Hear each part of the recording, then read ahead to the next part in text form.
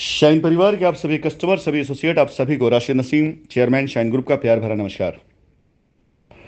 साथियों, 2022 से लगातार मैं ऐसी रजिस्ट्रियों के खिलाफ में जो रजिस्ट्रियां कंपनी की जानकारी के बगैर हुई हैं, जिनमें अनाप शनाप डेवलपमेंट चार्ज लेकर के थर्ड पार्टी की रजिस्ट्री कर दी गई है, ऐसे कस्टमर रजिस्ट्री की गई है जो कंपनी का पार्ट कभी थे भी नहीं, और उनसे पैसा लेकर उनके ज़मीनों पे कब्जा दिलाया गया, वहाँ पे निर्माण कार्य कराया गया, रजिस्ट्री कराई गई। और मैं बार बार एक चीज़ आप लोगों से कहता चला आ रहा था कि ये एक इन्वेस्टिगेशन चल रही है, उसके बीच में किया गया क्राइम है ये। और ये क्राइम बहुत ही बड़ा क्राइम बन सकता है, क्योंकि अगर किसी क्राइम बारे में आपको नहीं पता और अनजाने में कोई गलती आपको से हो जाती है, तो शायद हो सकता है कि वो गलती जो है बेनिफिट ऑफ डाउट पा ले। लेकिन जब एक ऐसा मामला जिसकी जांच इस लेवल पे चल रही है कि तीन तीन जांच एजेंसियां लगी हुई हैं, अखबारों की सुर्खियां बनी पड़ी हुई हैं, कोर्ट कचहरी का मामला पूरे हिंदुस्तान में फैला पड़ा हुआ है, कंपनी को लेकर गिरफ्तारियां हो रही हैं, तलाश हो रही हैं, जब्ती हो रही है, वारंट हो रहा है, और उस बीच में उसी कंपनी की जमीनों की रजिस्ट्री हो रही है। रजिस्ट्री करने का मालिकाना हक जिनके पास है, उन पर आरोप लगा है कि वो फरार हैं और कंपनी के डायरेक्टर जेल के अंदर हैं, और बाहर पता नहीं कहां कहां से कितने लोग फर्जी अथॉराइजेशन लेकर के आकर के रजिस्ट्री करके दे रहे हैं। मैं लगातार आप लोगों को इसलिए पिछले 2-3 सालों से नहीं सचेत रहा हूं इस चीज बारे में, क्योंकि ये सबसे बड़ी पावर हमारे हाथ में है। हमारी कंपनी को सबसे बड़ी पावर इससे मिलनी है कि जब हम भागे हैं तो रजिस्ट्री किसने किया, और रजिस्ट्री अगर आप हमको मनवा रहे हैं रजिस्ट्री हमने की, तो हम भागे कहां हैं फिर? बात यहीं खत्म होती है। यहीं से कंपनी की वो सारी की सारी कार्रवाई शुरू होती है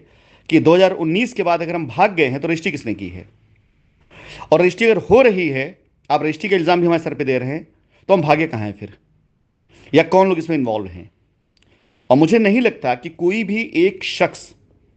ऐसा बचेगा जो शाइन में किसी भी तौर से एक्टिव रहा हो, चाहे वो पॉजिटिव में रहा हो चाहे नेगेटिव में रहा हो, वो ऐसी रजिस्ट्री में इन्वॉल्व ना हुआ हो। ऐसा कोई शख्स नहीं है जो बचेगा। लेकिन मेरी सबसे बड़ी दुविधा जो थी आज तक, और कल शाम को ये दुविधा मैं अपनी खत्म कर दूंगा, कि अधिकतर रजिस्ट्रियां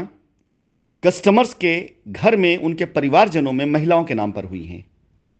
कहीं पर किसी ने अपनी माता के नाम पे किया है रजिस्ट्री, कहीं किसी ने अपनी पत्नी के नाम पे किया है रजिस्ट्री, कहीं किसी पे अपनी बेटी के नाम पर रजिस्ट्री किया हुआ है। इन चीजों को देख करके पिछले 2-2.5 सालों से लगातार मैं ये सोचता रहा था कि इस सारे मामलात में एक ना एक दिन ऐसा कोई रास्ता निकल आएगा जिस रास्ते पे चल करके कस्टमर को ये विश्वास हो जाएगा, भाई कंपनी गलत नहीं थी, कोर्ट को विश्वास दिला दिया जाएगा कंपनी गलत नहीं थी, और हम सब मिल करके आपस में अपनी चीजों को निपटा लेंगे, और ऐसी चीजों को जहां जैसे कानूनी तौर से जरूरत पड़ेगी हम सब मिलकर खुद देख लेंगे। लेकिन बार बार आग्रह करने के बाद भी, बार बार निवेदन करने के बाद भी, हमारे कई एसोसिएट, हमारे कई कस्टमर ऐसे हैं जिन्होंने पूर्ण रूप से यह मान लिया था, जिन्हें विश्वास हो चुका था कि कंपनी भाग चुकी है। यह उनकी गलती नहीं है, उन्हें ऐसी चीजों से प्रेरित किया गया। लेकिन आज की तारीख में हजारों लाखों कस्टमर के हित को बचाने के लिए अगर कुछ हजार लोगों के साथ यह लीगल एक्शन करना भी पड़ जाए तो कंपनी उससे भी पीछे नहीं हटेगी। अगर गर्दन बचाने के लिए हाथ की कुर्बानी देनी पड़ जाएगी तो शौक से हम हाथ की कुर्बानी दे देंगे, लेकिन गर्दन नहीं कटने देंगे। इस पूरे प्रकरण में अगर मुझे भी इन्वॉल्व होना पड़ गया तो मैं इन्वॉल्व पहले भी था, आज भी हूं, और दमदारी के साथ बोल रहा हूं कि सबसे पहला व्यक्ति मैं होऊंगा जो आकर के इस पूरे मामले को लीड करूंगा। अगर कहीं कंपनी के लेवल पर मुझसे कोई गलती हुई होगी, मैं उस गलती की सजा भोगने के लिए भी तैयार हूं, लेकिन किसी भी अपराधी को, किसी भी गुनहगार को बच के नहीं जाने दूंगा। मैं फिर से एक बार निवेदन करूंगा कि रजिस्ट्रियां जो हुई हैं जिन कस्टमर्स की, उनका कोई दोष नहीं है ज्यादा तक, लेकिन कुछ प्रतिशत लोग ऐसे हैं जो अपने होशो हवास में, जिन्होंने ये मान लिया था कि कंपनी भाग चुकी है और जमीन ऐसे मिल रही है, उन्हें अपने दामों में लिखवा लो। तो वो रजिस्ट्रियां जो महिलाओं के नाम पर हुई हैं, हमें इस बात का बहुत दुख होगा कि अगर हम लीगल एक्शन में जाएं और वो नोटिस महिलाओं को इश्यू हो। यह सबसे बड़ी दुविधा की चीज थी और कल तक बरकरार रहेगी। दो रास्ते हमारे पास हैं। जो कस्टमर हमारे साथ खड़ा है ऐसी रजिस्ट्रियां लेकर के, सच्चाई जानकर, कितना पैसा उन्होंने किसको दिया,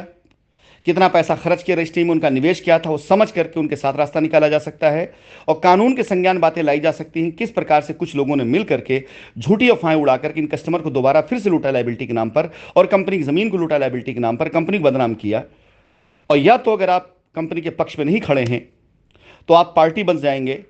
कि कंपनी की जमीन पर निवेश के नाम पर, जबकि आपका कुछ आया भी नहीं कंपनी के अंदर, और आया तो आपने उसे ना लिखवा करके, वो पैसा तो आपने वैसे खड़ा रहने दिया, और अनाप शनाप ट्रांजेक्शन लिखवा कर आपने कंपनी की जमीन को हड़पने की, गबन करने की कोशिश करी। और मैं आपको बता दूं, एक ऑनगोइंग मुकदमा चल रहा है। इन्हीं रजिस्ट्रियों की वजह से पीएमएलए आयद हुआ है और इन्हीं रजिस्ट्रियों की वजह से उनकी जमानत निरस्त हुई है। मैं आप सभी लोगों से यही अनुरोध करूंगा, सभी कस्टमर से जिनके नाम पर रजिस्ट्रियां हुई हों, किसी के नाम पर हुई हो, आपके नाम पर हुई हो, पत्नी के नाम पर हुई, माता के नाम पर, बच्ची के नाम पर, बहन के नाम पर, पिता के नाम पर, बेटे के नाम पर, किसी के भी नाम पर हुई है तो परिवार के सदस्य आपका। अब ऐसा तो नहीं हो सकता है कि पत्नी के नाम पर हुई है तो आपको ज्यादा खतरा और बेटे के नाम पर तो खतरा नहीं होगा। खतरा दोनों मामलों में बराबर बराबर का है। लेकिन आप ये मान के चलें कि जब जांच एजेंसियां जांच करेंगी, किसानों तक से पूछताछ हुई है, वो किसान, वो फार्मर जिनके पत्नी के नाम पर उनका खेत था और कंपनी ने उनको पैसा दिया था, उन्होंने कंपनी नाम पे जमीन रजिस्ट्री करी या नहीं करी, उन तक से पूछताछ हुई है। तब जबकि चीजें प्रॉपर जा रही हैं तो आपकी तो बात ही बहुत दूर की है, क्योंकि आपने 2019 के बाद जब कंपनी स्कैम का आरोप झेल रही थी, लोग गिरफ्तार हो रहे थे, कोर्ट कचहरी परेशान थी कि स्कैम कहां हुआ है, बार बार डांटे पड़ रही थी एजेंसियों को कि स्कैम निकल सामने नहीं आ रहा है, और जबकि स्कैम ये हो रहा था, उसी टाइम कोर्ट में यह बहस हो रही है कि रजिस्ट्री कैसे पॉसिबल हो सकती है। उसी टाइम हम पर आरोप लगाया जा रहा है कि रजिस्ट्री करा करके पैसा अबू धाबी भेज दिया जाता है, और उसी टाइम पर रजिस्ट्रियां हो रही हैं ये।